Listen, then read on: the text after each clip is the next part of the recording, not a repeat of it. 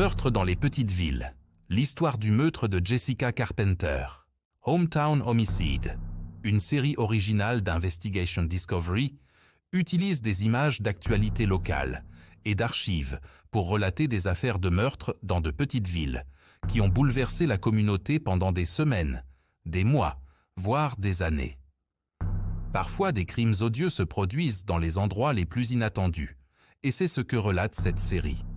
L'épisode « Qui a tué Jessica Carpenter ?» qui relate, comme son titre l'indique, le meurtre de Jessica Carpenter ne fait pas exception. Si vous souhaitez en savoir plus sur les détails de cette affaire brutale, nous avons tout ce qu'il vous faut. Comment Jessica Carpenter est-elle morte? Jessica Lynn Carpenter, née le 9 juillet 1983 à Waukegan, dans le comté de Lake, en Illinois, n'avait que 17 ans lorsqu'elle a tragiquement perdu la vie.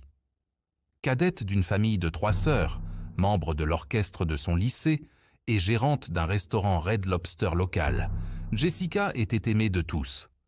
Aussi, le 4 août 2000, lorsque Judy Carpenter est rentrée chez elle à Aiken, en Caroline du Sud, et a découvert le corps de sa fille, nu et ensanglanté, ce fut comme si l'impensable s'était produit.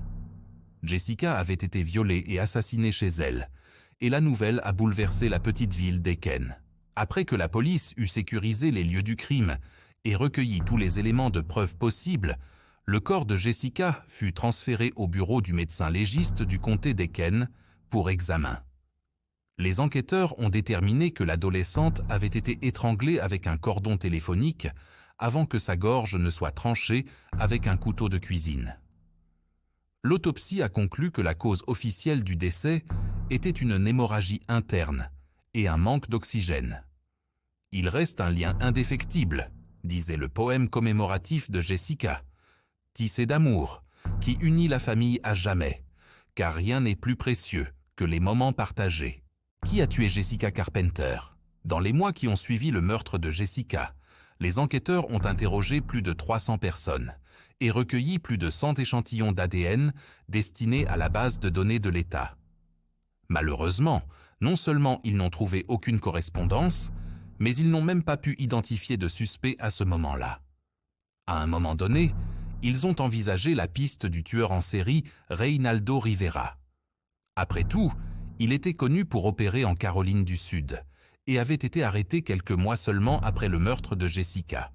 De plus, elle correspondait à son profil de victime.